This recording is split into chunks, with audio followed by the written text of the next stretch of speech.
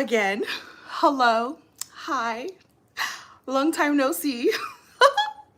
um, you know that social media sound that says like, "Hey, how y'all doing?" That's what this feels like right now. The sound of like, I know it's been a minute, but here I am.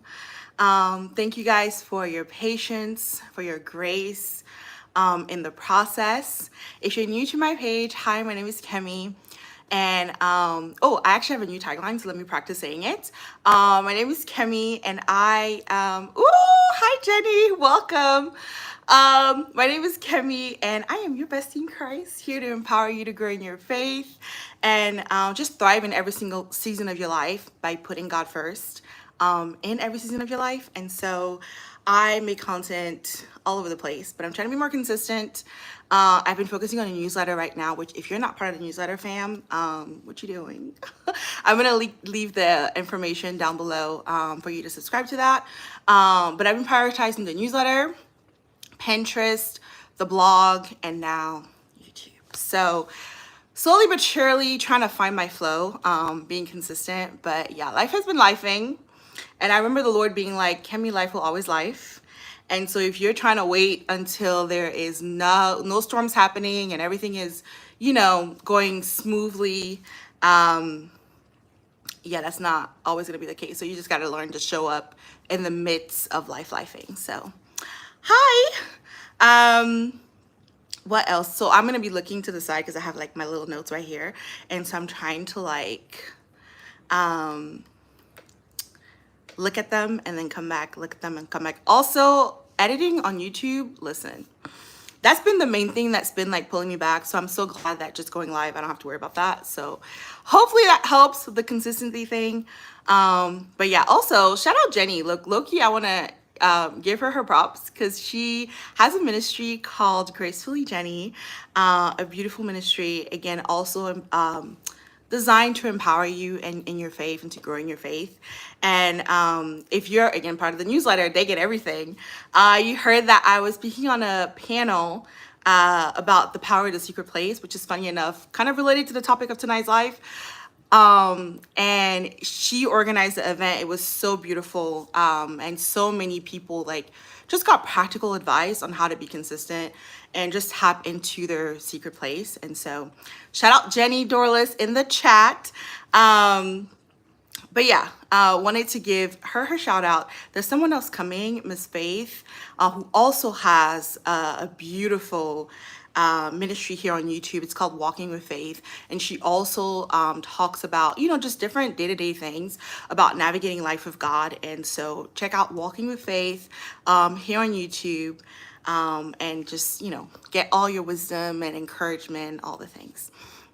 Of course. And low key, I feel like the Lord has been opening more and more speaking related opportunities. And I'm like, not my favorite thing, but hopefully these lives also helps with practicing that. So here's to being obedient and just following in wherever the Lord calls us, man.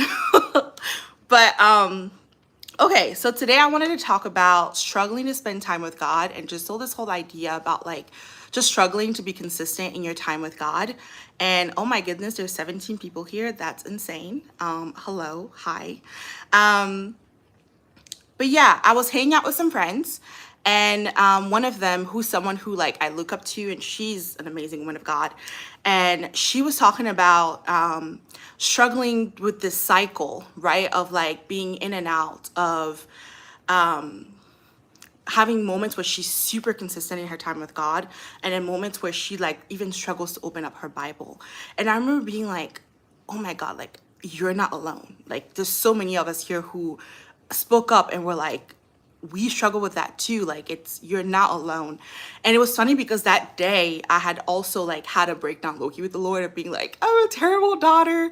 I don't spend as much time with you as I used to in the past. I don't know what's going on. And so to have someone who I look up to in the faith, right, open up about the struggle, it even felt like a hug from the Lord, being like, you're not alone. You're not a bad daughter. It's okay. Calm down. And so, yeah, I wasn't going to talk about it because I was like, I like to come on here with practical advice and solutions. And I was like, Lord, like I don't I don't have any advice to share. Like why I don't think this is probably something that you want us to deal with together and not something to talk about. But then three other people separately came and opened up to me about the same struggle. And I was like, all right, Lord. And then I remember the Lord like being like, just like that moment helped you feel seen, that's gonna help someone else feel seen too and feel like, and just not beat themselves up, right? About not being consistent all the time. And so yeah, I just wanted to create space right now to first let you know you're not alone, okay? If this is something that you struggle with, you're not alone. There's so many of us in the same boat as you, so you're not alone. And I think that just as the Lord gives us grace, like we have to learn to give ourselves the same grace. And there's a couple things, I don't have advice necessarily, but there's a couple things that the Lord has been challenging me with to navigate this that I wanted to share with you guys. And I just hope that it helps you also as you're navigating that. The first thing is this idea of measuring your your relationship with God by your performance, right? Your performance being your faith habits. Like for me, a good like, oh, me and the Lord feel locked in and stuff. It's like starts with worship, then it goes into like maybe a little bit journaling, then Bible study, and then prayer. And that's usually like over like an hour and a half, right? But it doesn't happen every night, right? But on the nights that it doesn't happen, I would like beat myself up like, man, like I didn't do the thing that like, just helps me feel super connected with the Lord, right? And he was like, but we checked in on your commute to work though. And we talked throughout the day. And when you had that moment at work where you wanted to low-key go off on that coworker, you restrained yourself, you checked in with me. When you had that moment of being anxious, you came to me. Like that 1 hour of your day doesn't trump the rest of your day and how you spend the rest of your day. And like, if you think about it like a relationship, which was the other thing that the Lord brought to me, is like, you check in with each other throughout the day. But then like date nights are like the extra time that you take that like allows you to bond on an intimate level, right? And so it's like, if as a couple you understand life is lifing, we're busy, we have busy schedules, so we're not always going to be able to have date nights every single night, but we're going to challenge ourselves to at least do it once a week, right? I do try to do like my intimate time with the Lord more than that, but again, is this concept of like, don't measure the health of your relationship with God by your performance. Because ultimately, if we're honest with each other, guys, like if it's up to our performance, we're never going to meet the requirements. That's why Jesus came, because our performance was not enough, right? And so when we try to measure how good of a relationship we have with God by what we do, then we give ourselves the glory and we disregard the work that Jesus did and the whole purpose of him being there. And so I just wanted to share that because that has felt like a huge weight lifted off my shoulder, and it's made me really prioritize when I wake up in the morning checking in with God, when I'm throughout the day just intentionally bringing him into every single part of my life, just being super intentional about like looking at the overall way that I spend time with him throughout the day and not measuring the health of our relationship by simply that 1 hour of time. Again, it doesn't mean that I disregard that time. It just means that I look at that time as like, oh, this is a date night. This is us taking the time to, really check in on an intimate level without any of the distractions of the day. I think also giving myself grace of like, it doesn't always have to look the same way, right? Maybe tonight I'm not doing the worship to journaling to Bible study to prayer set, but tonight I'm just praying, or tonight I'm just reading my Bible, or tonight I'm just spending time in worship, like just not being so stuck on like a schedule or like oh, it has to look this way, and being more open to just connecting with the Lord, which I think is the biggest thing, is not focusing so much on like the aesthetics and more like, what is your intent for this time? And leaning in on that.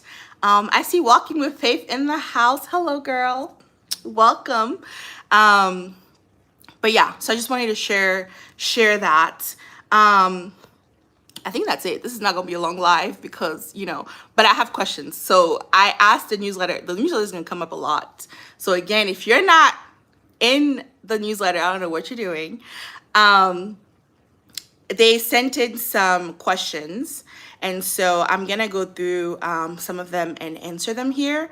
And so hopefully, if this is a question that you have that you can relate to, please, I hope it helps you as well. And if you have any other questions, drop them in the chat or in the comments below if you're watching the replay, and then we can go from there. The first one I got was, I'm a student and I have a full-time job and I really struggle to make time for God.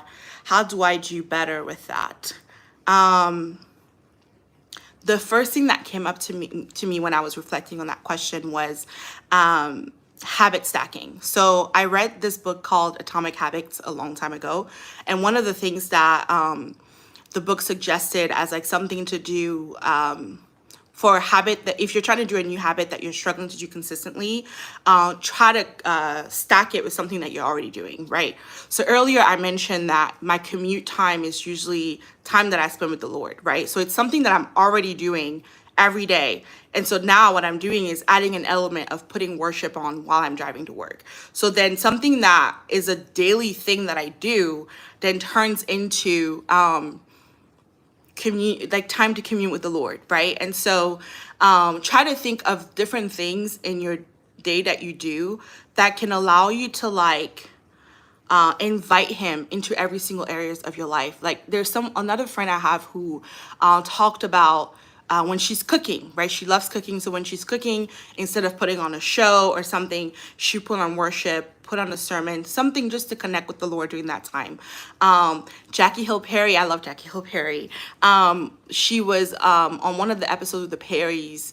I forgot what he had asked her, but she had mentioned that like her time in the shower is one of the only times during the day where she can be like alone and by herself. And so it then becomes an opportunity to check in with the Lord. And I was like, that's really clever, right? Trying to find creative ways to find times in your day that you can, make time for the Lord. Yeah, so I hope that helps. The next question I had was, I struggle with consistency across the board, but when it comes to praying, is it too checklisty or legalistic to have a log of weekly prayer points for who and why? I'm a bit spacey and would choose comfort in a heartbeat. That's real. But if it's in a schedule, it's easier for me to do what I wrote. Or is that a bit too much? I don't think it's too much, especially if it's helping you be consistent. I would just challenge you to check like your heart and make sure check your heart and make sure your intentions are right for it, right? Like as long as the goal is, I want to commune with God and not just follow this checklist, then I think you should, especially if it's helping you.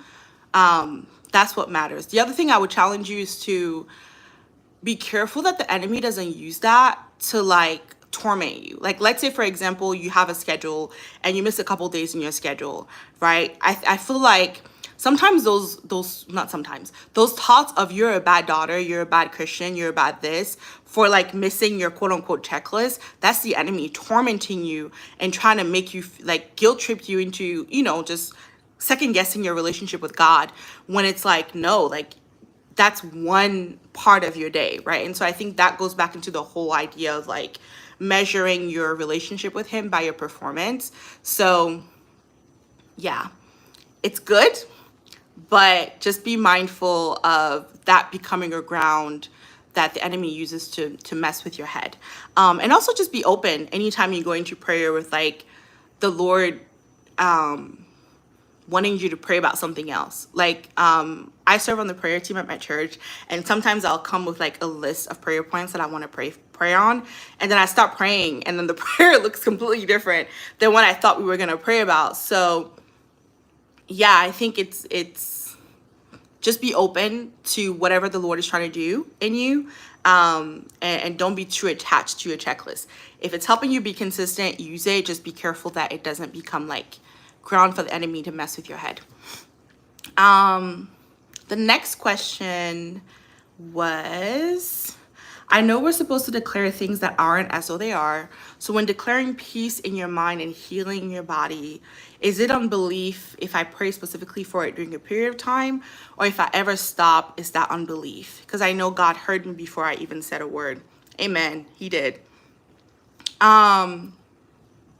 So with that question, right, repetitive prayers are encouraged in the Bible over and over again. Like, I think there's the story that Jesus brought up about, like, was it Jesus or in the Old Testament? It's in the Bible, child.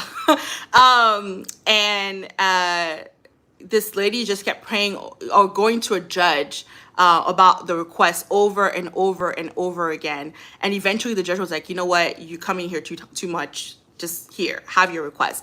And yeah, it was Jesus. He then was like, if how much more would God like not grant you your request when you're praying over and over and over again, right? And so repetitive prayers are encouraged, but sometimes when you've been praying for something for a while, it's easy to get discouraged and be like, I was tired of praying about this same thing, you know? So I feel that. When I was praying to God about this question, he kept bringing up Sarah, Rachel, and the woman with the issue of blood. And I think the reason he brought them up is because like they all went through seasons of like praying and believing God for something for a very long time.